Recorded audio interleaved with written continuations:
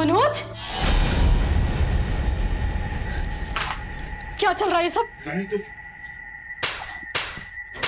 तेरी हिम्मत कैसे हुई मेरे पति के साथ?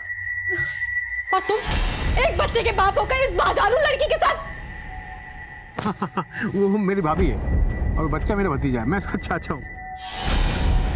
तुम्हारे फोन में ये किसका मैसेज है? अगर मैं किसी लड़के के साथ ऐसी बात करूं तो? मुझसे शादी करके मुझे अपने घर ले जाओ। दुनिया मुझे तुम्हारी दूसरी बीवी कहती है। मुझे तो गुस्सा आ रहा है खुद पर। हमें कुछ और सोचना होगा।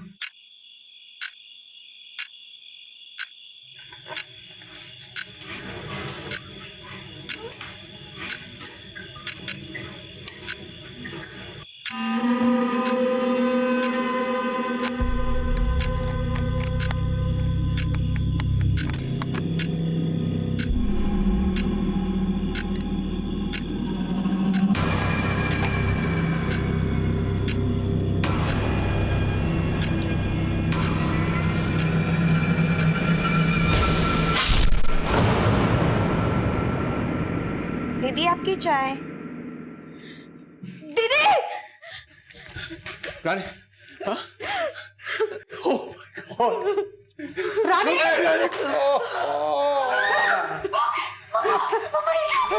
लेकिन जब जिंदगी खुशनुमा एहसास हो तो मौत का ख्याल हमसे कोसों दूर होता है। रानी तुम्हारे पापा पुकारा और हम चले आए। कहाँ थे आप? कब से फोन लगा रही हूँ। और तुम्हें फोन की पड़ी है? जानती हो मेरे साथ क्या हुआ? क्या हुआ? बारात में आई लड़के ने मुझे घेर लिया और रानी का फादर नहीं, बड़ा भाई ट्रीट कर रही थी। अरे घेर लिया मुझे।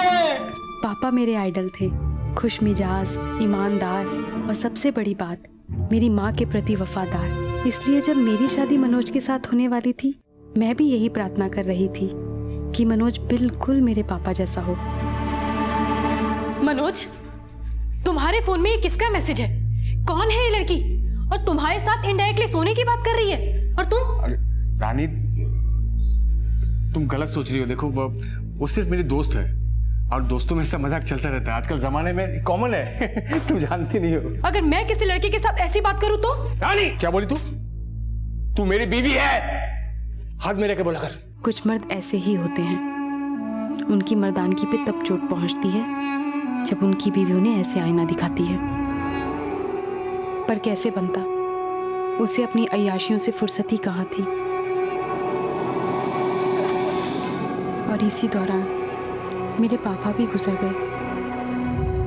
जिंदगी की धूप छांव में शादी के 10 साल निकल गए, लेकिन अब इस रिश्ते में ऐसा पड़ाव आया जिसने इस रिश्ते की दिशा ही बदल दी।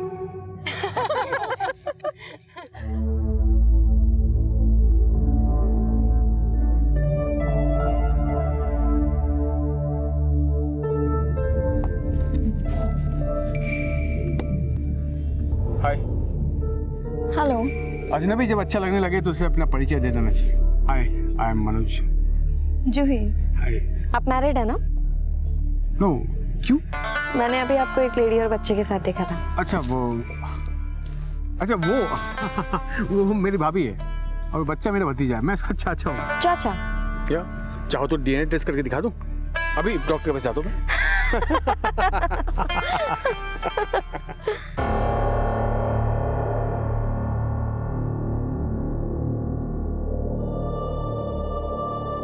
भैया के डेथ के बाद भाभी और यश की जिम्मेदारी मेरे ऊपर ही है। लेकिन मेरी भाभी बहुत ही सेल्फिश है। उन्हें लगता है कि अगर मेरी शादी हुई तो मेरी बेबी उससे सब कुछ हड़प लेगी। इसीलिए उन्हें मेरा किसी भी लड़की से बात करना बिल्कुल पसंद नहीं है। तुम मुझसे शादी कर लो। मैं बिल्कुल स्ट्रेट फॉरवर्ड हूँ। इससे पहले कि तुम्हारी भाभी हम दोनों के बीच में कोई प्रॉब्लम्स क्रिएट करे, मैं तुम्हें प्रपोज करने में कोई रिस्क नहीं लेना चाहती। So will you marry me? वैसे भी 4 दिन बाद मैं अपने घर वापस जा रही हूँ मुंबई, और ये 4 दिन हम दोनों एक दूसरे के साथ पूरी तरीके से गुजारेंगे, और इसी बहाने मेरा जयपुर घूमना भी हो जाएगा।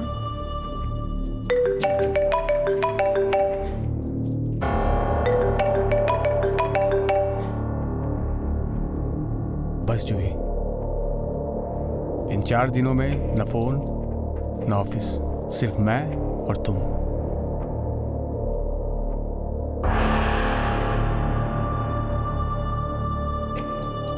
रानी उन खुशहाल बेटियों में से एक थी जो अपने प्यारे पापा की छवि अपने पति में देखने की ख्वाहिश रखती थी।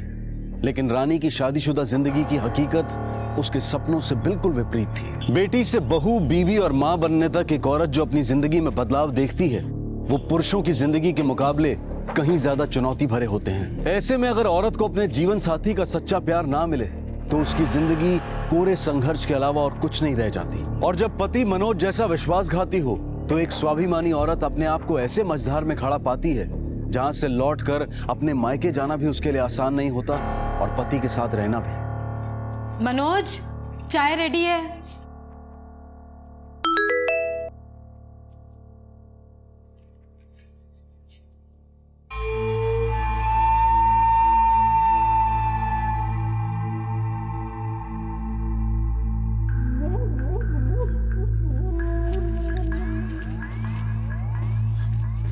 Good morning.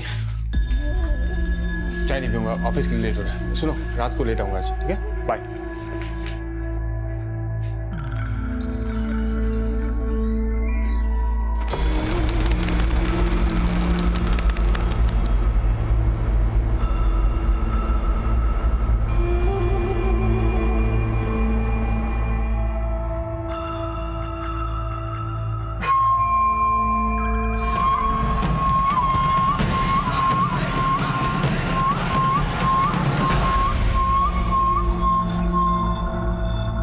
मनोज, क्या चल रहा है ये सब? तेरी हिम्मत कैसे हुई मेरे पति के साथ? और तुम एक बच्चे के बाप होकर इस बाजारू लड़की के साथ? वो मेरी भाभी है और बच्चा मेरा भतीजा है। मैं उसका चाचा हूँ। रानी, तमाशा मत करो, ये हमारा घर नहीं है। चलो चलो। तमाशा? तमाशा तो तुमने बना दिया मेरी जिंदगी का। और तू अगर मेरे पति के आसपास नजर भी आई ना तो जेल में भिजवा दूंगी। सोच नहीं पाएगी क्या करूंगी तेरे साथ। रानी, हटो तुम। रानी, जी मेरी बात सुनो। जी सुनो मेरी बात। जी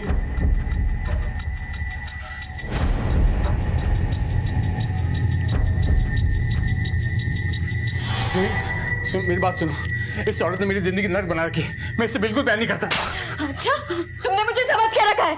हाँ, अगर तुम चाहते हो ना कि मैं तुमसे शादी करूं तो अगली बार मुझसे तभी मिलना जब तुम दोनों का डिवोर्स हो चुका। जूही, जूही, जूही, मत जा प्लीज। जूही,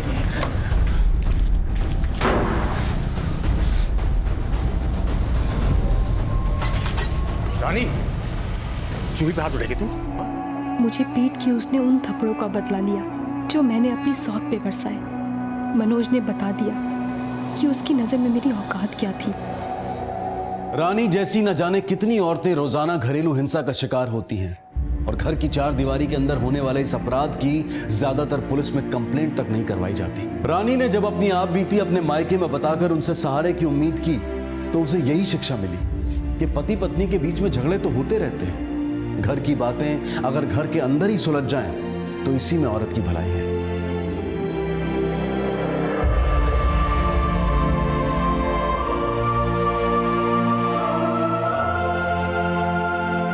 मिलके बताऊंगा ना तुम्हें।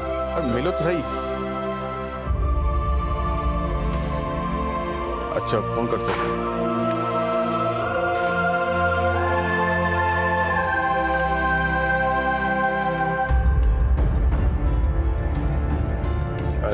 मेरा चैंपियन बेटा। चैंपियन बेटा कैसा है? ठीक हूँ। ठीक है, चल अंदर से। ये एक माँ की हार थी, बीवी की भी हार थी, लेकिन उससे भी बढ़ के एक औरत की हार थी। ट्रस्ट में जूही, मैं खुद इस औरत से पीछा छुड़ाना चाहता हूँ, लेकिन तुम जानती नहीं ये कितनी खतरनाक और चालाक औरत है। मुझे छोड़ने को तैयार ही नहीं। लेकिन तुम चिंता मत करो, मैं कुछ ना कुछ तुम्हारे लिए सॉल्यूशन निकाल के रखता हूँ। तुम समझ रही हो ना मैं क्या बोल रहा हूँ? Thank you. फोन कर। जासूसी कर रही हो मेरी? जासूसी नहीं कर रही, तुम्हारी हालत को अपने हालात के साथ जोड़ के देख रही हूँ। तुम जूही के तलवे चाट रहे हो और मैं औकात में लेके बात कर। तुम्हारी औकात तो मेरी औकात से ही बदतर है। कहावत सुनी है तुमने? धोबी का कुत्ता ना घर का ना घाट का। तू मुझे कुत्ता बोलेगी? बता दो, रुक। क्या बोली? तू मुझे कुत्ता बोलेगी? दिखाता हूं मैं तेरी औकात। क्या बोला तूने? रानी रानी को होश आ गया। मामा मैंने कहा था ना रानी को होश आ जाएगा, आज आ गया होश। देखो मामा तुम बिल्कुल चिंता मत करो, हाँ तुम जल्दी से रिकवर हो जाओगी। जब तक तू ठीक नहीं हो जाती मैं और कंचन तेरे साथ ही रहेंगे। हाँ भाभी, आखिर अपने ही तो अपनों के काम आते हैं ना। अरे ना रानी। भाभी भाभी एक्सीडेंट की वजह से आपकी कमर पैरालाइज्ड हो गई है। लेकिन आप चिंता मत कीजिए, हम लोग हैं ना आपकी देखभाल करने के लिए। तुम चले जाओ यहाँ से, मुझे किसी तरह के जान मुझे नहीं चाहिए। जाओ तुम लोग, जाओ।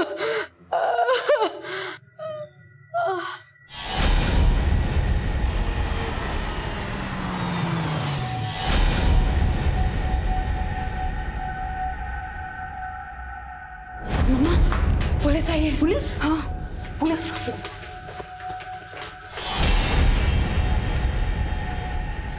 रानी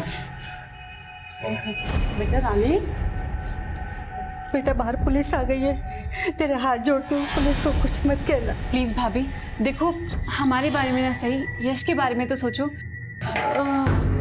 अजय अजय प्लीज बयान लेना आपको। ये सब कैसे हुआ आपके साथ?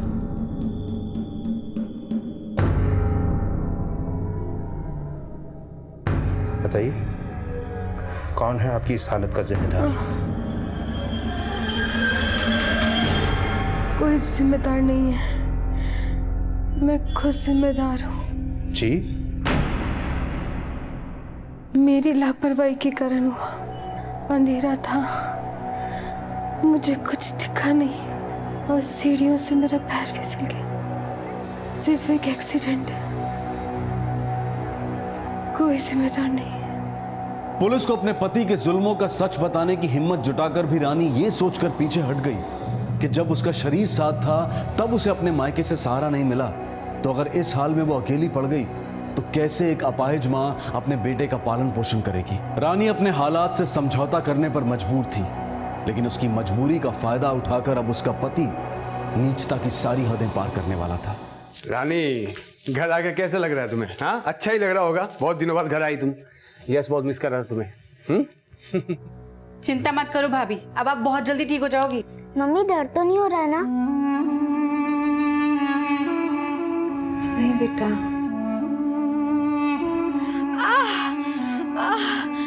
कंचन, मुझे बाथरूम जाना है। कंचन, कंचन। मैं क्या इसकी गंदगी साफ करने के लिए पैदा हुई हूँ? वो जो बेटा उसने बिस्तर गंदा कर दिया ना, तो हमें ही साफ करना पड़ेगा। जा बेटा झेल ले कुछ दिन और, जा कंचन, झेल ले बेटा और थोड़ा। क्या हुआ?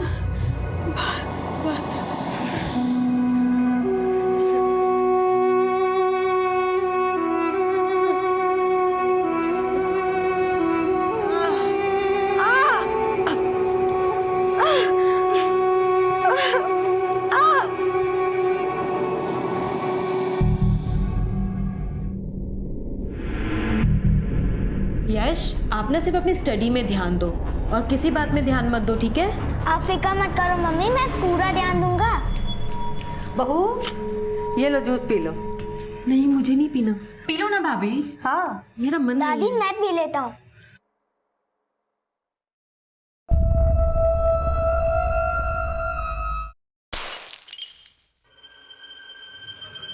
वो बेटा आप बाहर जाओ।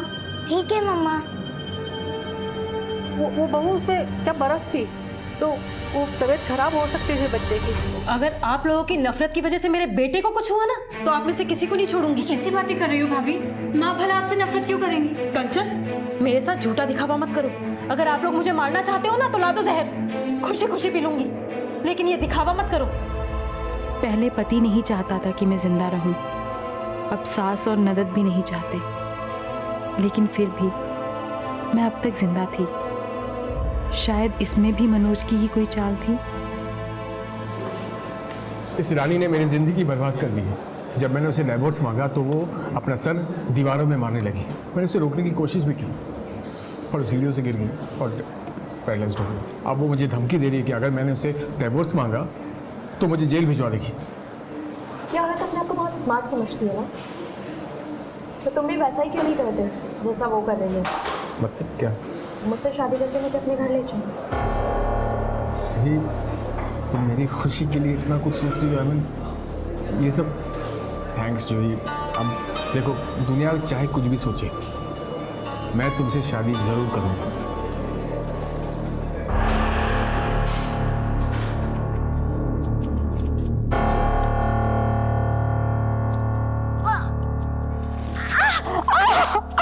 रानी, ओ रानी क्या हुआ? रानी, रानी, ओ कुछ नहीं, संभल के कुछ नहीं होगा रानी, कुछ नहीं होगा। मैं हूं ना। मामा और कंचन तुम्हारा ठीक से ख्याल नहीं रखते लगता है आजकल। देखो, मुझे लगता है कि तुम्हारी और यश की देखभाल के लिए अब उन पे डिपेंड नहीं रह सकते हम। मैं ये सोच रहा हूँ कि क्यों ना मैं जूही से शादी कर लूं। तुम्हारा जो भी जवाब हो वो सोच के बता दो मुझे। जिसे बिकाऊ बोल के मैंने गाली दी थी, अब वही मेरी सौत बन के मुझे बिकाऊ कहेगी। मैं हाँ करती या ना करती, होना तो यही था। आज पहली बार दिल से आह निकली कि ऐसी जिंदगी से तो मौत ही अच्छी थी।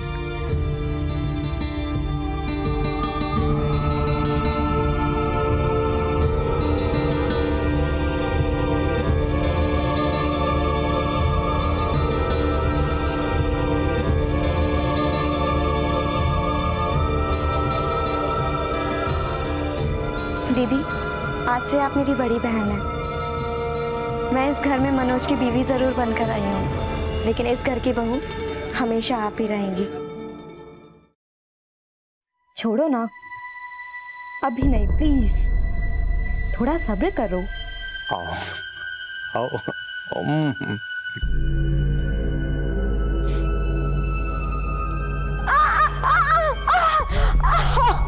दीदी, दीदी,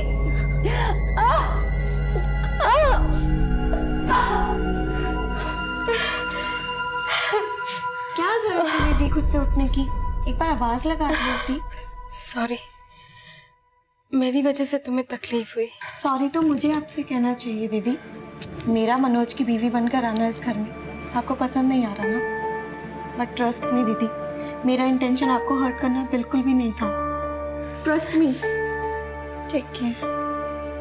हमारी खुशी पे नजर लगाने वाला जब हमारा नजरिया बदलने लगे, तब लगता है कि शायद हम कितना गलत सोचते थे उसके बारे में। जूही का बर्ताव देखकर कभी कभी मुझे ऐसा ही लगता था, पर क्या वो वाकई ही अच्छी थी?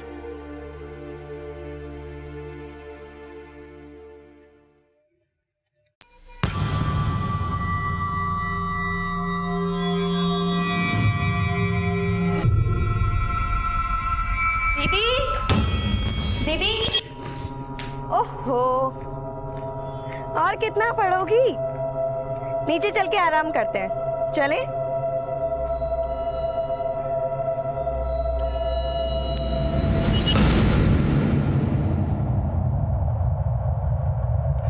नमस्ते। बुरा मत मानना दीदी, पर मनोज ने ये अच्छा नहीं किया। पहली बीबी रानी के होते हुए वो दूसरी शादी कर लाया। पता है आपकी मोहल्ले भर में कितनी बदनामी हो रही है। दुनिया चाहे जो भी कहे मौसी, पर मैं तो बहुत खुश हूँ। रानी भाभी की देखभाल करने से मुझे तो मुक्ति मिली। अरे देखभाल ही करनी थी तो कोई नर्स ले आता। पहली बीबी के होते हुए दूसरी शादी करने की क्या जरूरत थी?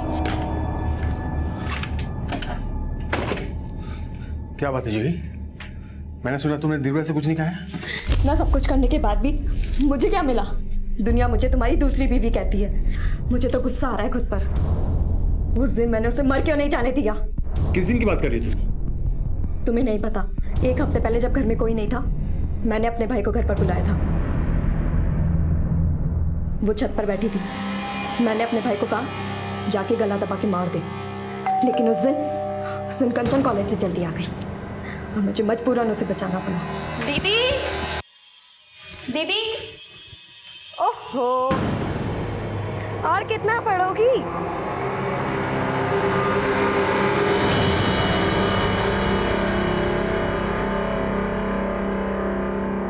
फिलहाल ऐसा करते हैं जूही, रानी के लिए केयरटेकर हायर करके मैं तुम और यश कहीं और चले जाते हैं। ऐसा करने से भी मेरे ऊपर से कौन सा दूसरी बीवी कहलाने का था बढ़ जाएगा।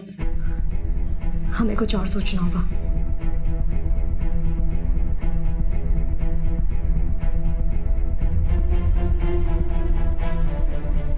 दीदी आपकी चाय।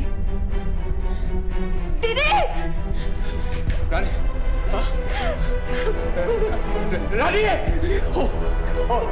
रानी अपनी जिंदगी एक जिंदा लाश बनकर ही जी रही थी। उसकी हत्या ने उसकी मौत को महज एक औपचारिकता दी थी। यूं तो रानी का दम घोटने वाले कम नहीं थे, लेकिन फिर भी ये केस तब तक जिंदा था जब तक कातिल सबूत समेत पुलिस की गिरफ्त में नहीं आ जाते। लेकिन कुछ केसेस ऐसे होते हैं जिनके खुलासे इतना विचलित कर देते हैं कि उनका असर इंसान के जहन से ताउम्र निकल नहीं पाता। इस केस का खुलासा भी बेहद चौंका देने वाला था, जिसकी हकीकत को शायद वही महसूस कर सकता है जिसने रानी जैसी जिंदगियां बहुत करीब से देखी हों।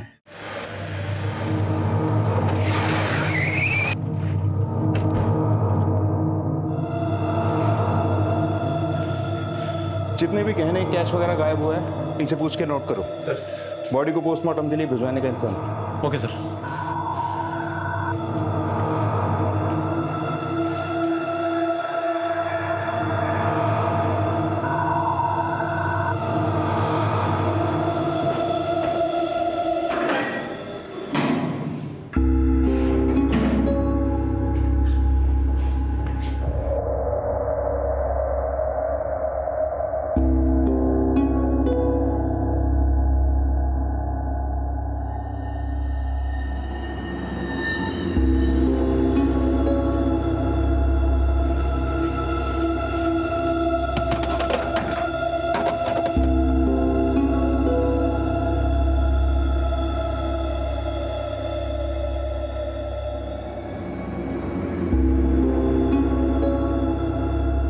Meena, yes sir. यहाँ के ट्रेसेस लो और जगह भी देखो।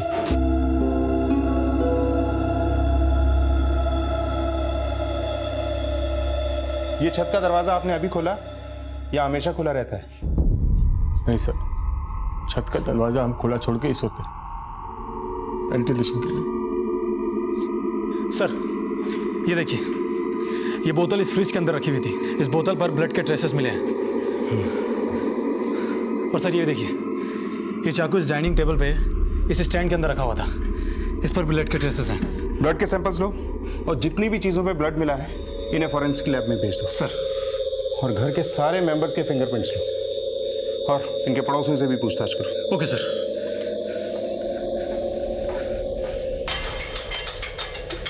सर, मैंने रानी के पड़ोसियों से पूछताछ की पर कुछ खास इन्फॉर्मेशन नहीं मिली है। पर हाँ, कुछ दिन पहले उस कॉलोनी के एक घर में चोरी हुई थी। शायद ये काम उसी चोर का हो। भला किसी चोर को एक अपाहिज से क्या खतरा हो सकता है जो वो रानी की जान लेता? छत का दरवाजा जानबूझ के खुला छोड़ा गया ताकि रानी की हत्या को चोरी के साथ जोड़ के घर वालों पे शक ना किया जाए। रानी के ससुराल वालों को बुलाओ। मुझे लगता है ये काम बाहर वालों का नहीं, घर वालों का ही है। सर, उस रात 11 बजे सो गया था मैं। मेरी आंख सुबह जूही की चीख से खुली जब उसने रानी की डेड बॉडी देखी थी।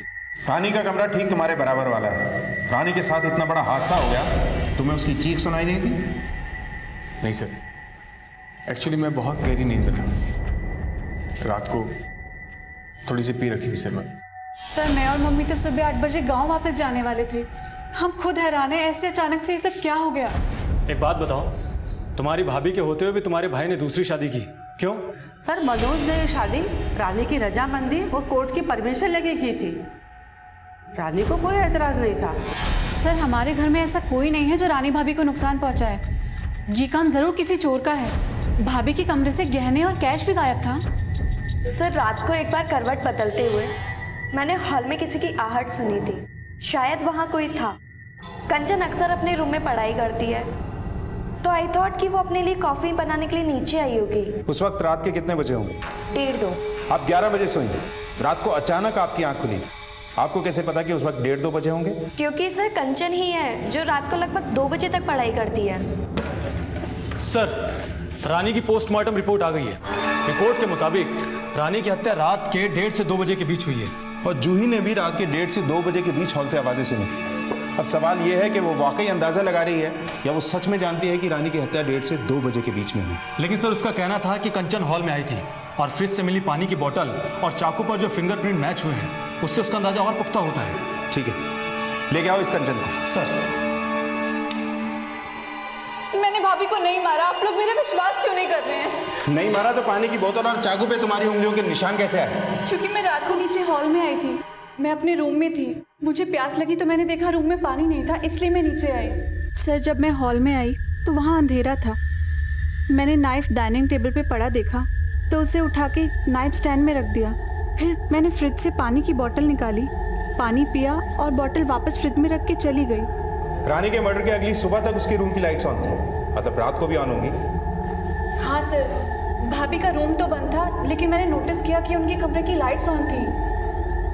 दरअसल भाभी को रात रात भर बुक्स पढ़ने की आदत थी, मुझे लगा वो बुक पढ़ रही होंगी, इसलिए मैंने उन्हें डिस्टर्ब करना ठीक नहीं समझा। ये सब तुमने हमें पहले क्यों नहीं बताया? मुझसे इस बारे में किसी ने पूछा ही नहीं, और इसका ये मतलब नहीं कि मैंने मर्डर किया है। सर मैं इनोसेंट हूँ, प्लीज़ मुझे घर जाने दीजिए सर। हमारे पास तुम्हारे खिलाफ पक्के एविडेंस हैं, हम तुम्हें नहीं छोड़ सकते। मैंने अभी आपको बताया ना, मेरे फिंगरप्रिंट्स वहाँ पर कैसे आए? हो सकता है तुम झूठ बोल रही हो। नहीं सर, मैं झूठ नहीं बोल रही हूँ। सर मैं झूठ नहीं बोल रही हूँ। सर प्लीज़ मेरी बात तो सुनिए सर। सर प्लीज़ मेरी बात तो सुनिए, मैं झूठ नहीं बोल रही हूँ। माना कि कंचन प्रोफेशनल किलर नहीं, लेकिन इतनी बेवकूफ़ भी नहीं है कि अपने फिंगरप्रिंट्स पानी की बोतल और उस चाकू पे छोड़ दे। लेकिन एक और बात मुझे खटक रही है, मनोज और जूही का कमरा रानी के बराबर में है। जूही को हॉल में कोई आहट सुनाई देती, लेकिन हत्या के वक्त निकली रानी की चीख सुनाई नहीं देती। सर हो सकता है कंचन ने रानी का मुंह दबा के गला काटा। ये स्केच किसका है? सर ये उसी चोर का है जिसने रानी के मर्डर से पहले उस कॉलोनी के अंदर चोरी की थी।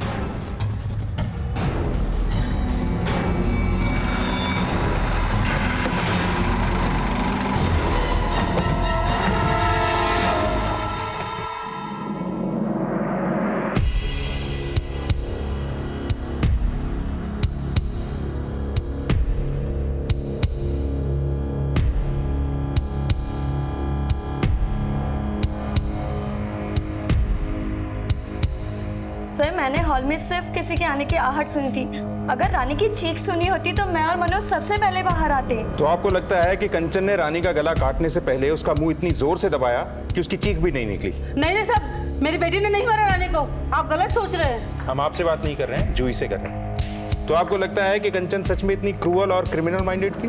आई डोंट नो सर, लेकिन रानी ने मुझे बताया था कि कंचन ने उसे गला दबाकर मारने की कोशिश की थी। जो ही तुम्हें पता है घर में तुम्हें सब पसंद करते हैं, और अब तो मैं भी पसंद करने लगी हूँ, इसलिए तुम्हें एक बात बताना चाहती हूँ।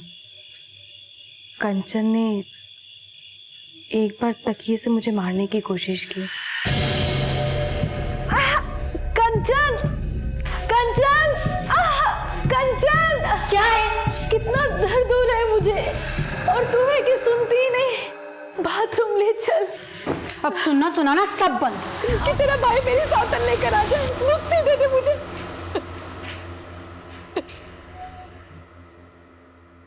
सर कंचन के इस बिहेवियर से रानी बहुत परेशान थी। साहब ये झूठ है, मेरी बेटी ने कभी ऐसा नहीं किया। मनोज बोल तो, मनोज बोलता क्यों नहीं तो? आप अपनी बेटी को बचाने की कोशिश मत कीजिए, चाकू पर कंचन की उंगलियों के निशान थे। माना सबूत कंचन के खिलाफ है, लेकिन मनोज और जूही भी कम स्मार्ट नहीं है। रानी के साथ पहले भी एक जानलेवा हादसा हो चुका है, लेकिन रानी ने उसे एक्सीडेंट बताया। हो सकता है ये एक्सीडेंट ना हो, कुछ और हो, और रानी ने किसी के दबाव में आके झूठ बोला। एक काम करो। हाँ सर। रानी के फाइनेंशियल रिकॉर्ड चेक करो, जरा पता तो चले कि रानी की मौत से घर के किस सदस्य को क्या फायदा होने वाला था। Okay sir.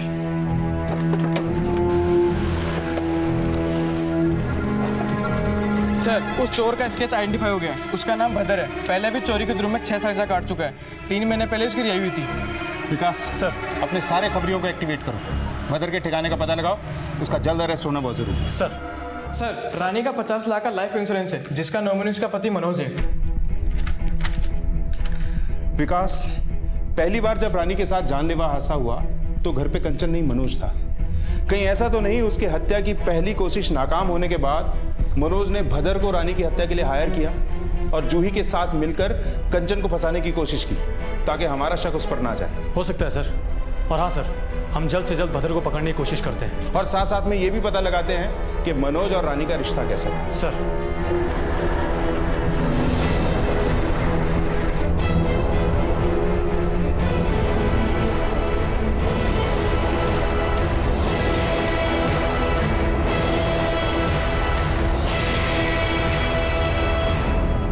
यश की मम्मी रानी बहुत परेशान रहती थी उसके पापा से, बहुत मारता पीटता था, बहुत दुखी रखता था उसको। प्रिंसिपल साहब, आप तो जानते हैं कि यश की मम्मी का कत्ल हो चुका है, लेकिन कुछ दिन पहले वो सीढ़ियों से गिर गई थी, जो हमें लगता है कोई हादसा नहीं था बल्कि किसी ने जानबूझकर उन्हें गिराया था। इन सभी घटनाओं की सही जानकारी हमें यश से मिल सकती है, इसीलिए मैं यश से मिलना चाहता हूँ। ठीक है, मैं यश को बुलाता हूँ। बेटा, हम जानते हैं कि आपको आपके पापा भी अच्छे लगते हैं और मम्मी भी, लेकिन आप डरो मत, हम इस बात को सीक्रेट रखेंगे। मम्मी ने मुझे बोला था कि वो बात मैं किसी को ना बताऊं। बेटा, हमारे साथ आपकी मम्मी की मम्मी भी है, आपका प्रॉमिस टूटेगा नहीं। उस रात जब मम्मी मुझे रूम में छोड़कर जैसे ही बाहर निकली, पापा उन पे चिल्लाने लगे, लेकिन जब मम्मी ठीक हो गई, पापा ने उन्हें कभी नहीं मारा। जब आपकी मम्मी भगवान के पास गई, उससे पहले आप उनसे मिले थे? हाँ, मैं रात को मम्मी से मिला था। मम्मी। यश, आप सोए नहीं अभी तक बेटा? आप भी तो नहीं सोई? मैं तो लेट सोती हूँ ना। आप जाओ और जाके सो जाओ। नहीं मम्मा, पहले आप सो जाओ। लेकिन सब तो सो गए, अब आपको बेड पे कौन लिटाएगा? मेरी टेंशन मत लो, तुम जाओ और जाके सो जाओ। मैं छोटी मम्मी को बुला लाऊं आपकी हेल्प के लिए? नहीं, मुझे जब नींद आएगी तो मैं खुद सो जाऊंगी। अब आप जाओ और जाके सो जाओ। ठीक है, गुड नाइट मम्मा। गुड नाइट बेटा। सर, इस व्हील चेयर पर जो ब्लड ट्रेस हुआ है वो रानी के ब्लड से मैच करता है। इसका मतलब रानी का मर्डर व्हील चेयर पे किया गया, उसके बाद उसकी लाश को उठा के बेड पे रखा गया, और कंचन का रानी की डेड बॉडी को उठाकर बेड पे रखना पॉसिबल नहीं।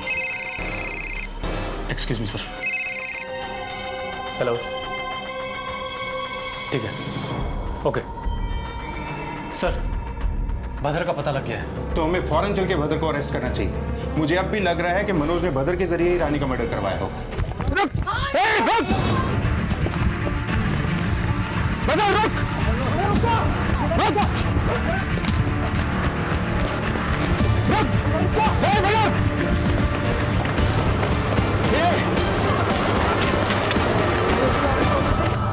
गौर से देख इसे और बता, 15 मई की रात तू इसके घर गया था?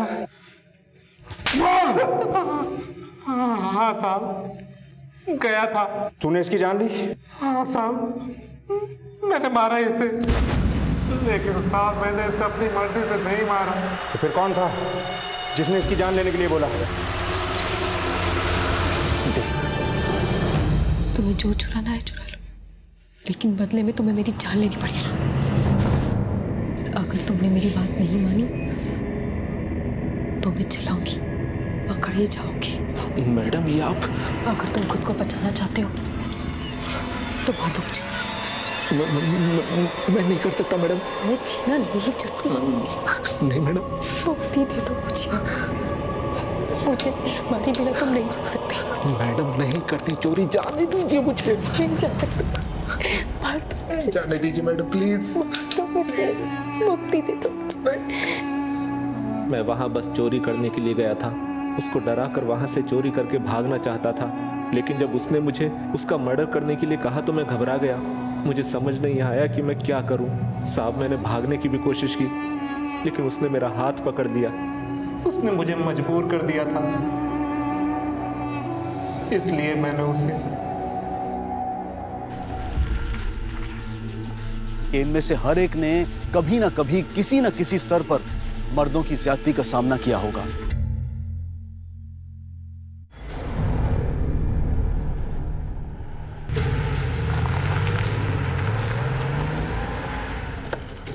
लड़का लोग चलो निकल यहाँ से। मैडम, ये सब फाइल वाल रखो और गाड़ी में बैठो। बाबूजी गुम हुए, हमरे ढूंढना है उनको। चलिए गाड़ी में बैठिए, बाबूजी को ढूंढते हैं। पुलिस स्टेशन है, तुम्हारे बाबूजी का घर नहीं है। यहाँ पर सिर्फ कानून का हुक्म चलता है और यहाँ काम करने का एक कायदा है। आपका कायदा कानून गया गन्ने के खेत में। हमारे बारे में जानते हैं, कुछ बताएं हम आपको। ठाकुर अंबरनाथ के सबसे छोटे बेटे शैलेंद्र सिंह हो ना, तो हम तो आपको पहचान गए, अब तुम भी जान लो। बकैती बंद करो और चुपचाप यहाँ बैठकर अपनी रिपोर्ट लिखाओ। जो जानकारी देनी है दो, कुछ पता चला तो बता देंगे। भैया जी हम आपसे पहले ही बोले थे, बड़के भैया को लेके आना चाहिए था। चुप है। ठीक है दरोगा जी, आज हम तबाह में बैठे हैं और हमरी जल रही है, तो खेल लेते हैं आपका तरीका से 2020। लिखो भाई, ये रिपोर्ट लिखो हमारी। हमारे पिताजी गए थे डॉक्टर के पास जोड़ों का दर्द दिखाने, और फिर रास्ते में कैला माता के मंदिर रुके, और तब से उनका कोई खबर नहीं है। लिखा दिए दरोगा जी। कागज पर दस्तखत करो, कुछ पता चला तो बता दिया जाएगा। ये अंबरनाथ सीतापुर गांव का है ना सर? कितनी दूर है यहाँ से? सर तकरीबन 20 किलोमीटर। लेकिन सर जैसा इसने बताया उस हिसाब से तो लगता है कि उसे किसी ने उठा लिया। लेकिन सर इस इलाके में अंबरनाथ को उठाने की हिम्मत, बात कुछ हजम नहीं हुई सर। सर या तो ये कोई बाहर का इंसान है या फिर कोई पागल, या फिर कोई उससे भी ज्यादा पहुंच वाला। हाँ साहब, अंबरनाथ जी आए थे करीबन शाम को 5 बजे, माता जी का दर्शन किए और मंदिर का चंदा भी दिया, उसके बाद चले गए। कोई और था जिसने उनसे बात की हो या आकर मिला हो? नहीं साहब, वो तो सीधे आए, दर्शन किए और अपनी गाड़ी में बैठ के निकल लिए। ठीक है, मतलब ये बात तो पक्की है कि अंबरनाथ 5 के आसपास है मंदिर आया था। सुनो जी साहब। ठाकुर अंबरनाथ को जानते हो? हाँ साहब जानता है। कल यहाँ आए थे? हाँ साहब कल आए थे। जाते समय किस तरफ गए थे, देखा था? नहीं साहब हमने तो ये नहीं देखा, लेकिन साहब यही सवाल कल एक लड़का कर रहा था। भैया अंबरनाथ ठाकुर को देखा क्या? मंदिर से निकल के कहाँ गए? अरे नहीं भैया, हम तो अपने ही काम में बिजी। शक्ल पहचान पाओगे? नहीं साहब शक्ल नहीं पहचान पाएंगे उसका। उम्र कितनी थी? साहब ये तो नहीं पता, लेकिन कम उम्र का था सबको।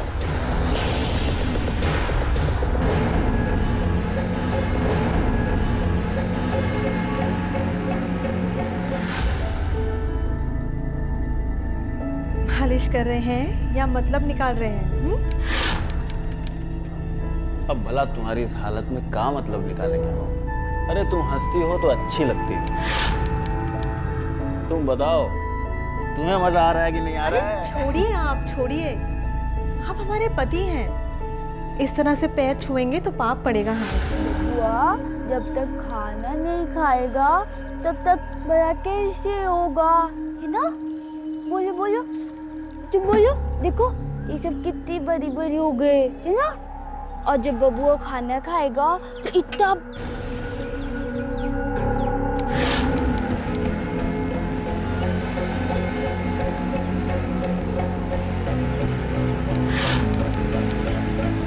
आज तो तुम हमारी रानी हो और हम हैं तुम्हारे गुलाम। और ये है हमारा मुन्ना, हमारा बेटा, हमारा राजकुमार। क्यों? बाबूजी आ गए, बाबूजी आ गए, बाबूजी आ गए, बाबूजी, बाबूजी आ गए। अरे बाबूजी, बाबूजी, अरे क्या हो गया आपको? कहाँ चले गए थे? हट! अरे बाबूजी सुनिए तो। कमीने, हमें मरवाने की कोशिश की तूने? अरे क्या हुआ है? अरे इसी ने उठवाया था हमें। 5 दिन तक एक काल कुठेरिया में बंद करके रखा और क्या कुछ नहीं किया हमारे साथ। साला हमारी परछाई तक पर पांव रखने को डरता है हर कोई। हमको अरे पगला गए क्या? अरे पगला तो तू गया है। इसकी गोरी चमड़ी ने अंधा कर दिया तुझे। अरे तुमको बाप की हालत नहीं दिखती क्या? सोच जरा, 5 दिन तक हम कहाँ थे? बहुत अच्छी तरह जानते हैं हम कहाँ थे आप। प्रोग्राम ज्यादा हो गया तो थकान चढ़ गई आपके दिमाग के अंदर, समझे? इतनी बार बोले हैं हम कि उछल कूद अपनी उम्र के हिसाब से किया कीजिए, लेकिन ये बात दिमाग में घुसती नहीं है आपके। अम्मा लेके जाओ इन्हें। दर्द हो रहा है। ठीक तो तुम? अरे तुम लोगों की वजह से साला हमारी जान को कभी कुछ हो जाएगा। चलो निकलो यहाँ से, निकलो मैं कहता हूँ, चलो। बाबूजी हल्दी का दूध पीजिए, जख्म जल्दी भर जाएगा। साला कुत्ता, तो बोला था ना जलना नहीं चाहिए। चल उठा जरा सामान, भाग यहाँ से। अब बाबूजी दवा लगेगा तो जलेगा ना। बे, हंसी की बात लग रही तुमको? एक काम तो तुमसे होता नहीं, निकम्मा कहीं का।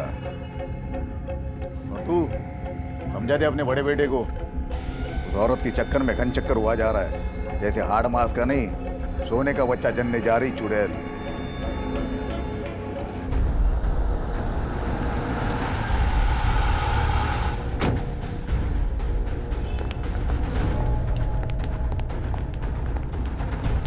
आपके बेटे ने आपके गायब होने की रिपोर्ट लिखाई थी, कहाँ थे 6 दिन से आप? दरोगा जी, ये सब बात ना आप उस संध्या से वो क्या है दरोगा साहब, हमें कुछ याद नहीं है। तो पिछले 1 हफ्ते से हमारी याददाश्त जो है चली गई है। संध्या कौन है जिसका नाम लिया अभी? वो किसी का भी नाम ले, हम कह रहे हैं ना हमें याद नहीं। और ये चोटें ये कैसे लगी? अभी तो बता दिए, हमें कुछ याद नहीं है। कोशिश कीजिएगा कि जल्दी याद आ जाए, आपके लिए अच्छा होगा।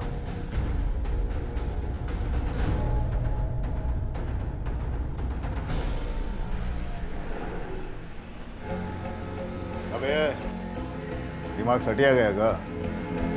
वो संध्या का नाम लेने की क्या जरूरत थी? लेकिन बाबूजी हुए तो उसने जो किया सो ठीक किया। ये पुलिस वाला को हम बता देंगे कि संध्या ने हमें मरवाने की कोशिश की, तो ये भी बताना पड़ेगा क्यों मरवाने की कोशिश की। वो बात अगर पुलिस वालों को मालूम पड़ गई तो शिकारी कुत्ता का तरह हमारा पीछे पड़ेगा। खाली हमारा नहीं, हम सबका। सफेद झूठ बोल रहा है। क्या फर्क पड़ता है सर, उसकी मिसिंग कंप्लेंट थी, अब वापस आ गई, केस क्लोज कर देते हैं सर। तुम समझ नहीं रहे हो शर्मा, अंबरनाथ के साथ कुछ हुआ है जिसे वो छुपा रहा है। इसका मतलब ये है कि वो खुद बदला लेने के मूड में है, यानी कि कोई बड़ा क्राइम हो सकता है।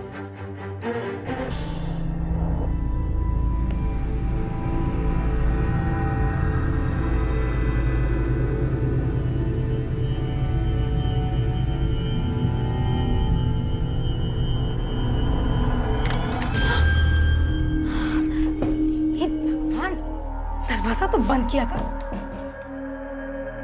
बिल्कुल पगली है तू। हमने संध्या के लिए बहुत सारा अचार बनाया था, तुम थोड़ा सा चख के बताओ कैसा है। बाप रे, दबा कर खट्टा बनाया है, लेकिन उसको मजा आएगा। अच्छा लगेगा ना? आज शाम को देना उसे खाने में। तो कितने दिनों से ना ही नहीं है, जाकर ना अभी के अभी देख ले। अब के बार अगर मार खाई ना तो हम बचा नहीं पाएंगे, बोल दे रहे। ऐसे मार खाएगी? हाँ, ऐसे मार खाएगी। अब अगर पिटना नहीं है ना तो जाकर ना। अंबरनाथ का इलाज करने गए थे ना तुम, क्या लगता है तुम्हें उसे वो चोटें कैसे लगी? साहब मुझे मत घसीटिए इसमें, वो लोग मुझे जिंदा नहीं छोड़ेंगे साहब। हम तुम्हें छोड़ देंगे? इन्फॉर्मेशन छुपाने के जुर्म का चार्ज लगाऊं अभी? चलो लेके चलो। नहीं साहब, उन्होंने खुद से कभी कुछ नहीं बताया, लेकिन हाँ घाव कह रहे थे, कुछ कटने के, कुछ जलने के, कुछ मार पिटाई के। सर ऐसा लगा जैसे कि किसी ने उसको मारने के लिए नहीं, सिर्फ तकलीफ देने के लिए किया हो। ठीक है, ऐसा कौन हो सकता है जिसने अंबरनाथ जैसे भेड़िए पर पंजे मारने की हिम्मत की? आराम से। आज की कहानी उस जगह की है जहां औरतों को आगे बढ़ने या अपने समानता के अधिकार के लिए ही नहीं, बल्कि पैदा होने और जिंदा रहने तक के लिए मर्दों से संघर्ष करना पड़ता है, और वो भी रोज। हे संध्या, देख फूलो तुम्हारे लिए कुछ लाई है। हम जानते हैं, अचार लाई है वो। इधर आ, कितना ख्याल रखती है हमारा। अचार लाई है ना, ला दे तो देखूं कैसा बना है। अरे क्या किया? दिखाई नहीं देता तुझे? क्या करे आप, गलती से हो गया, जानबूझकर नहीं किया इसने। लेकिन कुर्ता तो मेरा शहीद हो गया ना, एक तो पगली और एक विधवा। भैया मर गए और इस मनहूस को यहाँ छोड़ गए। जी करता है दोनों को घर से बाहर निकाल दूं। ये घर हमारा है, जब तक हम जिंदा है इस घर से कोई नहीं जाएगा। क्या घूर क्या रहा है, हमें मार डालेगा? बैठ चुपचाप खाना खा। अरे हमने कहा ना, अरे ये अंबरनाथ जी की जबान है। गाड़ी को गिराओ, वहां कोई मारो उसको।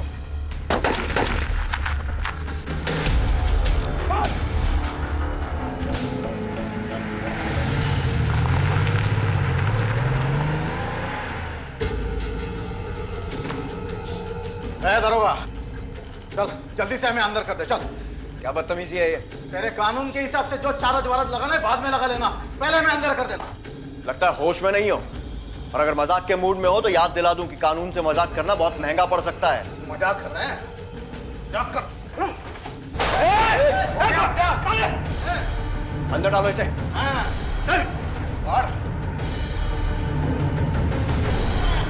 जाओ मिठाई लेके आओ, बाप बने वहाँ। ये तो बड़ी खुशी की बात है। मुबारक हो, आपके यहाँ लक्ष्मी आई है। क्या कहा तुमने? लड़की हुई है हमको? अरे लड़की कैसे हो सकती है? वो सोनोग्राफी में तो कहा था कि लड़का होगा। और साइड में।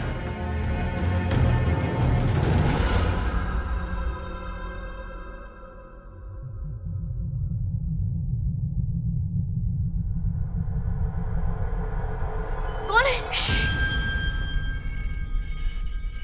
ये चिड़िया ना चू चू कर रही थी तो हमने इसका पालना हिला दिया, चुप हो गई।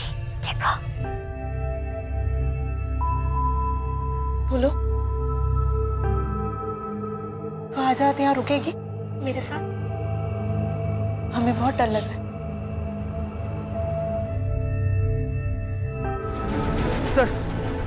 सर इसकी गाड़ी यहाँ पास ही में है। हो सकता है यहाँ पे खुद आया हो, शायद किसी से मिलने।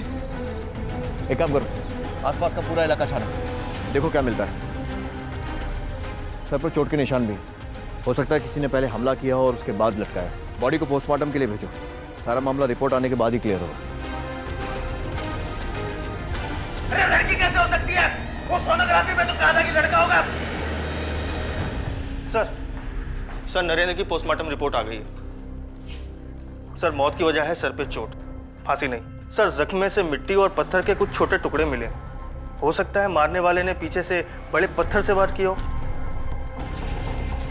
अगर कातिल ने इसे पहले ही मार दिया था तो इतनी मेहनत करके फांसी पर क्यों लटकाया? सर हो सकता है कातिल लाश लटका के सबको दिखाना चाहता हो, या फिर किसी खास इंसान को कोई मैसेज देना चाहता हो।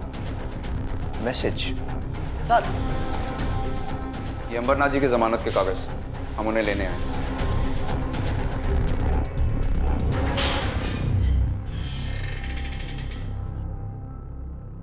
बात समझ नहीं आ रही शर्मा। पहले अंबरनाथ किडनैप होता है, उसे टॉर्चर किया जाता है, जिसके तुरंत बाद वो अपनी जमानत करवा लेता है। सर दोनों के रिश्ते कुछ खास अच्छे नहीं थे और ये बात पूरा गांव जानता है।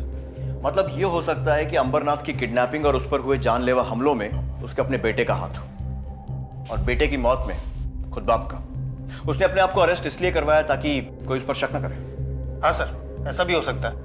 या फिर यह भी हो सकता है कि कोई तीसरा, जिसकी अंबरनाथ और उसके परिवार से दुश्मनी थी, जो अंबरनाथ को मारने में नाकाम रहा लेकिन उसके बेटे को मारने में सफल हो गया। अगर ऐसा है सर तो फिर बाकी फैमिली मेंबर्स पे भी हमले का खतरा है। हमें अलर्ट रहना पड़ेगा सर। सिर्फ हमारे अलर्ट रहने से कुछ नहीं होगा शर्मा। बात है अंबरनाथ के परिवार और उसके कॉपरेशन की, जो मेरे ख्याल से हमें नहीं मिलने वाला। लेकिन हम हाथ पर हाथ धरकर नहीं बैठ सकते।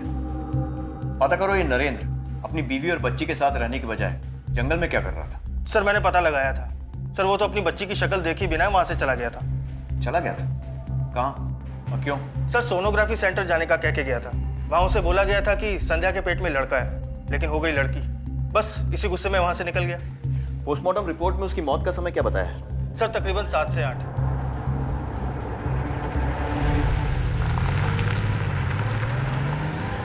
इतना तो आपको पता ही होगा कि जन्म से पहले बच्चे का लिंग परीक्षण कराना कानूनन अपराध है। आपका क्लिनिक भी बंद होगा और जेल भी जाएंगी। सर मुझे उनकी पत्नी ने ही कहा था झूठा रिजल्ट बताने के लिए। क्यों?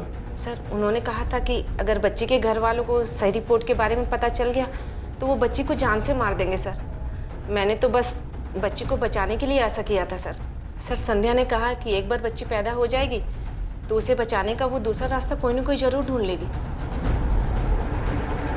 बाबूजी मत मारिए, छोड़िए, मत मारिए हमें। बहुत हिसाब बात किया, आज सारा चुकता कर देता हूँ। तेरे पीछे हथेली लगाने वाला तो मर गया, अब देखता हूँ कौन बचाता है तुझे।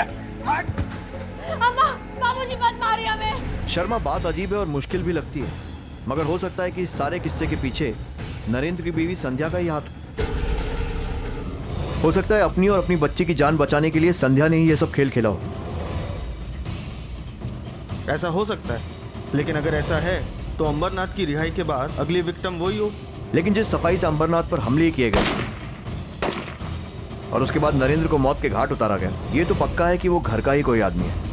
सर क्राइम साइट को दोबारा जांच करने के बाद तो कुछ नहीं मिला, लेकिन सर जहां से गाड़ी मिली थी वहीं कुछ ही दूर पर हमें ये पायल मिली। और नरेंद्र के बारे में कोई और खबर? सर हमने पता लगाया, लेकिन हॉस्पिटल से निकलते हुए नरेंद्र को किसी ने नहीं देखा, ना ही किसी से मिलते हुए। फाइल के डिजाइन को गौर से देखो शर्मा, काफी बारीक कारीगरी है और महंगी भी लग रही है। आसपास ज्यादा सुनार नहीं होंगे जो ऐसा काम करते हैं। मैं पता लगाता हूँ।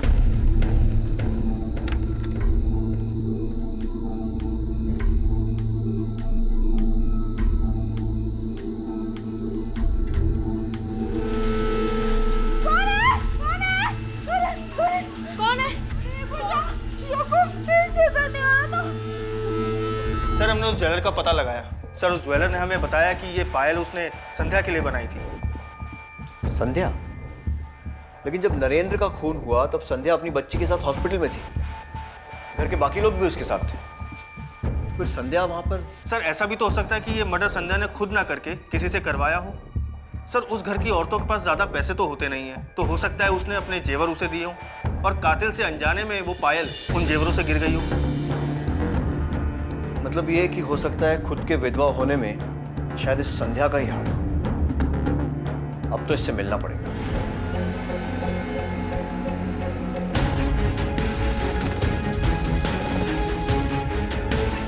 हमें आपकी बहू संध्या से बात करनी है, बुलाइए उसको। लेकिन हमारी घर की बहुएं पराये मर्दों से बात नहीं करती, ये हमारा कानून है।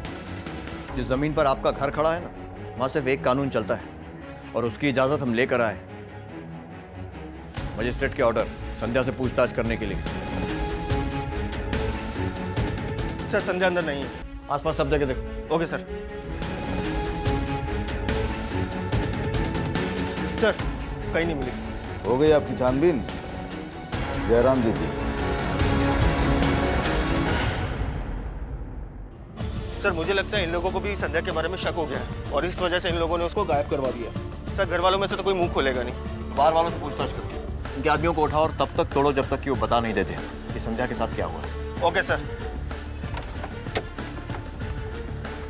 पुलिस को लग रहा था कि हत्यारा जो भी था, इस हत्या के पीछे उसका मकसद था नरेंद्र के परिवार वालों को एक मैसेज, एक संदेश देना। लेकिन वो संदेश क्या था, इसका अंदाजा उन्हें नहीं था। क्या हुआ? अरे क्या हुआ? बताओ। अरे क्या हुआ तुमको?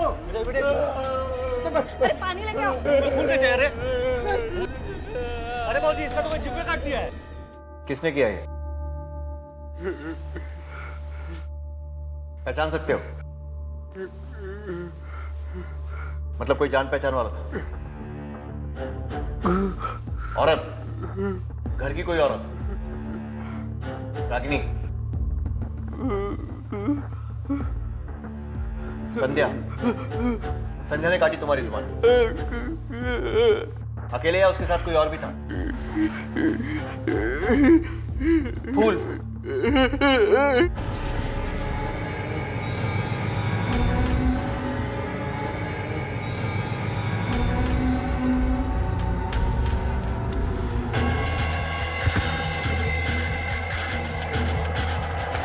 मतलब संध्या और फूलों ने मंदिर में शादी की और तुम्हारी जुबान काट दी क्योंकि तुमने उन्हें देख लिया था। सच बोल रहे हो या किसी के कहने पर कहानी बना रहे हो? सर कहीं ऐसा तो नहीं कि ये सारा कुछ संध्या और फूलों ने मिलके किया हो अपना रिश्ता बनाए रखने के लिए? अगर ऐसा है भी तो नरेंद्र के मरने की बात तो समझ में आती है, लेकिन अंबरनाथ को किडनैप करके टॉर्चर करना और फिर उस पर हमले करवाना, कुछ कनेक्शन नहीं बनता। सर मुझे तो फूलों के पागलपन पे भी शक हो रहा है। कहीं ऐसा तो नहीं कि वो नाटक कर रही थी? अब जो भी सच है वो सिर्फ संध्या और फूलों ही बता सकते हैं। ये दोनों मुझे किसी भी कीमत पर चाहिए। आसपास के गांव की सभी खबरियों को अलर्ट कर दो और हर उस जगह पता करो जहां ये दोनों जा सकते हैं। Okay sir. ज्यादा दूर तक नहीं गई होगी संध्या, पूरा जिला छान मारो, जहां कहीं भी दिखे उसे घसीट के हमारे सामने लेके आना। बच्ची को छुपाने की कोशिश जरूर करेगी, लेकिन अपने मायके नहीं जाएगी, क्योंकि वो जानती है हम पहले उसके मायके में जाके ढूंढेंगे। जरूर अनजान लोगों से मदद मांगेगी। तो आसपास के जितने भी गांव हैं वहां से 1 महीने की कम उम्र की जितनी भी बच्चियां हैं उन्हें पकड़ के मारना शुरू करो। जाओ, खाली हाथ मत लौटना।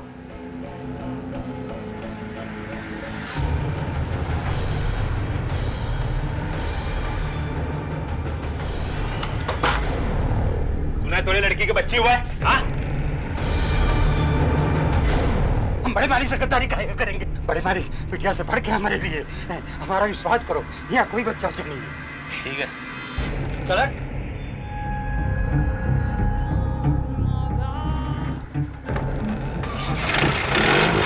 मर गया ना बच्चा, अब पूरे गांव में ढिंडोरा पीटो और यह बोलो कि तुम्हारा बच्चा मर गया। और तब तक हर बच्चा मारे गए जब तक संध्या और उसकी बच्ची नहीं मिल जाती, समझे? ये कहानी और खूनी होती जा रही थी और राज और गहरा। संध्या और उसकी मासूम बेटी गायब थे, लेकिन पुलिस को शक था कि उनकी गुमशुदगी के पीछे उसका अपना परिवार है। इन गांव वालों की खामोशी ने पुलिस को हताश जरूर किया था, लेकिन पुलिस इतनी जल्दी हार मानने को तैयार नहीं थी। और अब इस केस की बागडोर उस इलाके के सुपरिटेंडेंट ऑफ पुलिस ने खुद अपने हाथ में ले ली और आगे बढ़ने और मासूम बच्चों की हत्याओं को रोकने के लिए दूसरे रास्तों को ढूंढने की तैयारी शुरू की गई। सर, कुल 4 बच्चियों को मारा गया है जिन्हें पैदा हुए महीना भर भी नहीं हुआ। कोई 15 दिन पहले, कोई हफ्ता भर, और 2 तो कुछ घंटे पहले ही पैदा हुई थी। तुमने ये बताया कि जिस वक्त ठाकुर का किडनैप हुआ था उस वक्त संध्या और फूलू दोनों घर पर ही थी। सर, अगर ये हमारे सस्पेक्ट्स हैं, इनकी कोई मदद कर रहा है, कोई बाहर वाला जिसका इनके अतीत के साथ कोई रिश्ता जरूर है। सही कह रहे हैं सर, हो सकता है सर। फूलों का परिवार नहीं है तो मुश्किल होगी। संध्या की माँ से बात करो, पता करो कि संध्या के अतीत में ऐसा कौन सा आदमी है जो उसके लिए इतना कुछ कर सके। सर, लेकिन ऐसा भी हो सकता है कि इस सब के पीछे संध्या का कोई अपना नहीं, बल्कि अंबरनाथ सिंह का कोई दुश्मन, या फिर यह भी पॉसिबिलिटी है कि कोई जानबूझकर संध्या और फूलों को फंसा रहा है ताकि खुद बच सके। हो सकता है। तो तुम क्या करने वाले हो? सर, फिलहाल तो मैं अंबरनाथ सिंह के गुंडों के पीछे ही लगना चाहता हूँ, जो अभी भी घूम घूम कर नवजात बच्चियों को मार रहे हैं, ताकि उन बच्चियों की जान बच सके। ठीक है, तुम लोग अंबरनाथ के घर पर रेड डालो, वहां पे कोई भी गैरकानूनी चीज मिले उसे जब्त करो। ऑर्डर्स मैं निकलवाता हूँ। सब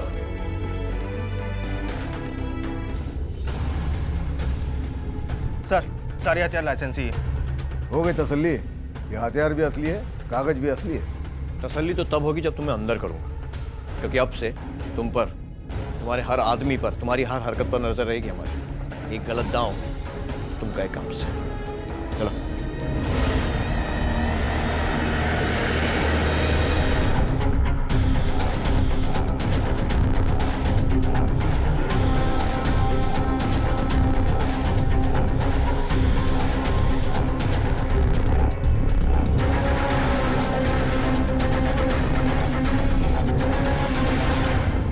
हेलो संध्या बिटिया, हाँ कैसी है तुम? हम ठीक है माँ, आपकी बहुत याद आ रही थी। स्टॉप।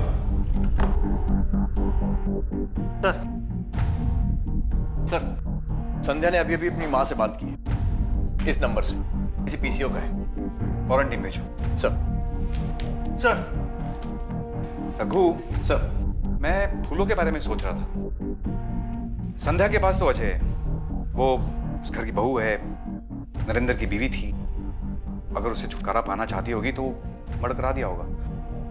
पर फूलों के पास कोई वजह नजर नहीं आ रही। सर, फूलों उस घर से कभी बाहर नहीं निकलती थी, गांव वालों से भी कोई बातचीत नहीं होती थी उसके बारे में उस घर के लोगों के अलावा और कोई कुछ नहीं जानता। वो लोग हमें बताने से रहे। घर के मर्द अगर कुछ नहीं बता रहे तो शायद औरतों से पता चले। फूलो अनाथ थी, जो हमारे घर नौकरानी बनकर आई थी बरसों पहले। जब तक वो बच्ची थी तब तक तो सब ठीक था, पर जैसे ही वो जवान होती चली गई, मेरे पति और मेरे बेटे नरेंद्र की नजर उसकी जवानी टटोलने लगी, और फिर एक दिन उन्होंने उसकी इज्जत पे हाथ डाल दिया।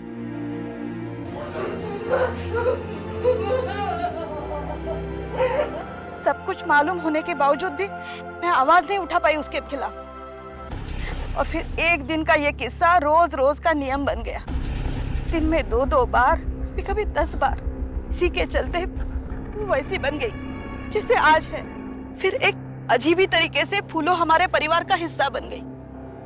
उसने आज तक जो सहा है ना सर, कोई और होता तो पगला जाता, ये भी पगला गई। क्या कर रही हो? ये वो राज है जो सब जानते हैं, पर जुबान पे लाने की हिम्मत किसी में नहीं। ये पायल पहचानती हैं? ये पायल तो संध्या की है, लेकिन ये पायल संध्या के पास नहीं थी। उसने ये पायल फूलों को दी थी। इस लड़की को पहचानते हो?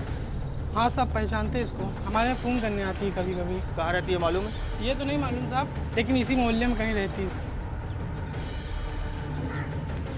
एक काम करो, पूरा एरिया छान मारो। Yes sir. एक एक घर चेक करो, पता लगा वो लड़की कहाँ रहती है। Okay sir. ठीक है, ओके। ये सुनो, इस लड़की को देखा है? नहीं सर। ठीक है,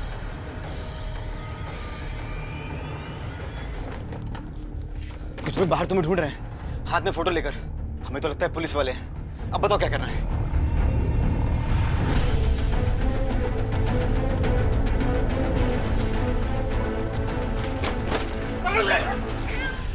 पहले भी 2 बार हम माँ बन चुके थे, पर हमारा बच्चा गिरवा दिया था क्योंकि वो लड़कियां थी। तीसरी बार हम ये सब नहीं झेलना चाहते थे, हमें बच्चे को जन्म देना था। इसलिए अपना मुंह बोला भाई की मदद से हम अपना ससुर अमरनाथ को उठवाए। दुश्मनी है हमारे साथ। संध्या, उसी के कहने पर विशेष पूजा हो रही है तुम्हारी। भूलना मत, उसके सामने नजर झुका के रखना। साहब, हमने 6 दिन अंबरनाथ को मारा पीटा ताकि उसे सबक मिले और उसके दिल में डर बैठ जाए बस।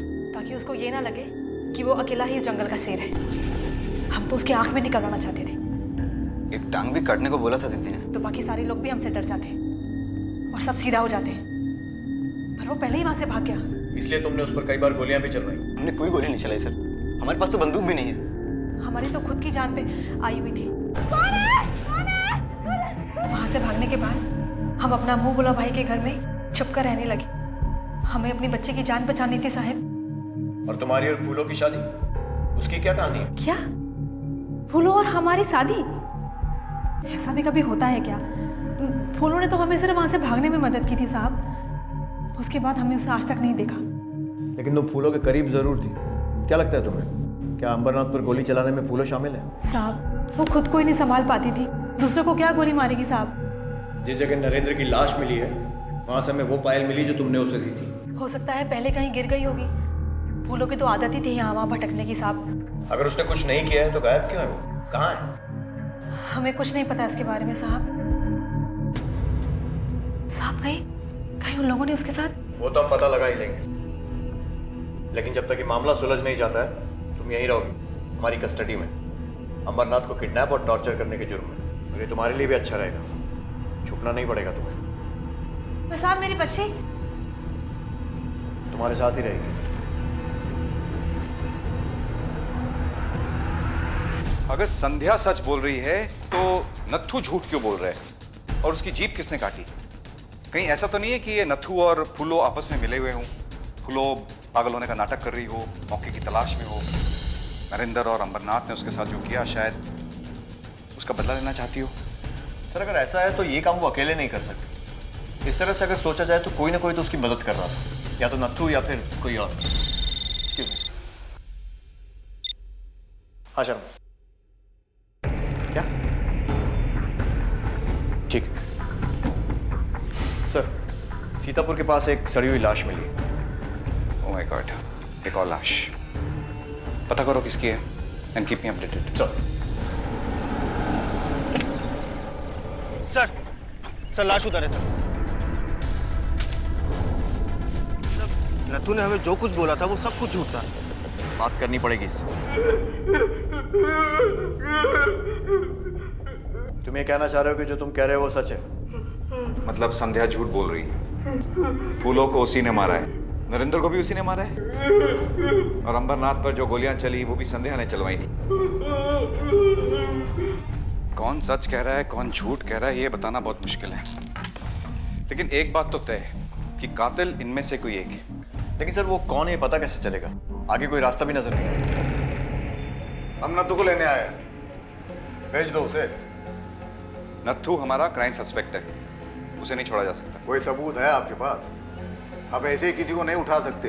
असली गुनहगार तो वो संध्या है, लेकिन आप लोग उसके जाल में उसी तरह फंसते जा रहे हो जैसे मेरा बेटा फंसा था। आपके गले में जो छल्ला है ये असली बंदूक की गोली का है? हाँ जी, असली है। हम पे चलाई गई थी, वही मिला हमें। अब किसने चलाया वो पता करेंगे और लौटा देंगे उसे। तो आपने ये छल्ला पुलिस के हवाले क्यों नहीं किया? इससे पता लगाया जा सकता था ना कि ये गोली किसके हाथों चली है। इतना सारा खून खराबा रोका जा सकता था। लाइए इसे मेरे हवाले कीजिए। सर तो शूटर पकड़े गए हैं। पूछताछ किया पर वो कुछ बता नहीं रहे। हो सकता है उनका इस केस से कोई कनेक्शन हो।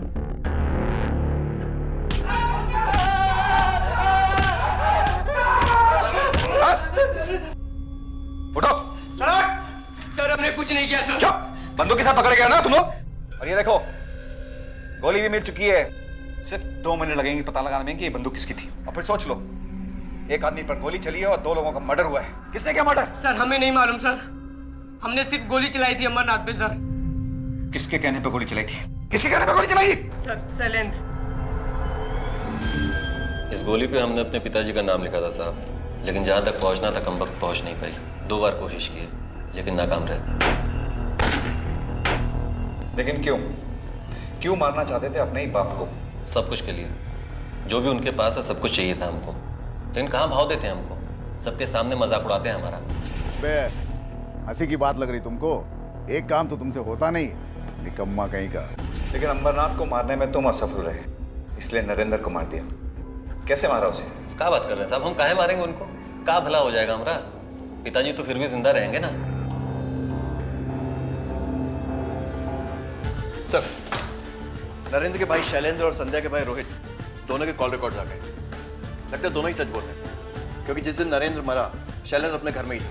पड़ोसियों ने भी उसे देखा और रोहित की लोकेशन उस जगह के आसपास कहीं भी नहीं है जहां नरेंद्र की हत्या हुई थी। अगर ये दोनों सच बोल रहे हैं इसका मतलब अब सिर्फ नत्थू बचा है, जिसकी बातों का सच होने का कोई सबूत नहीं हमारे पास। अब वक्त आ गया है कि उससे हम अपने ढंग से सवाल जवाब करें।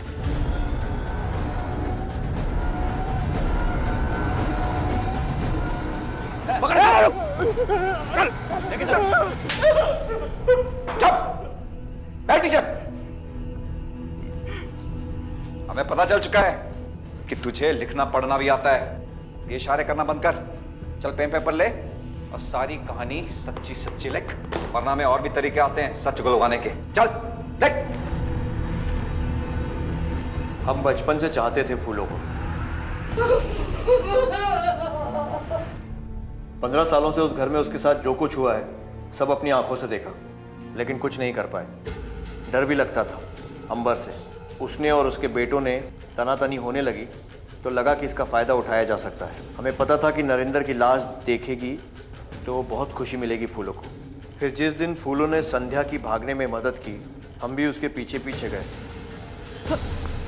काहे घबरा रही है? हम ही तो हैं। फूलो तुमको एक बात बताएं, किसी से कहोगी तो नहीं?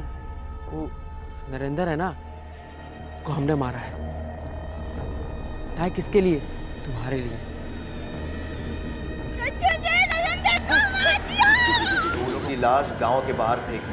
संध्या और फूलों की शादी का झूठा किस्सा सोचा। फूलों तो मर ही चुकी थी और संध्या भी भाग गई थी। कोई नहीं था जो सच बताता और लगा कि अगर संध्या पकड़ी भी गई तो सब हमारा भरोसा करेंगे। कोई नहीं मानेगा कि हमने खुद अपनी जीभ काटी है और हम बच जाएंगे। लेकिन ऐसा हुआ नहीं। और जानते हो ऐसा क्यों नहीं हुआ? क्योंकि कोई भी किस्सा किसी अपराधी के खत्म होने के बाद ही खत्म होता है। और चाहे वो कोई भी किस्सा हो, कितना भी लंबा क्यों ना खिंच जाए, खत्म होता जरूर है।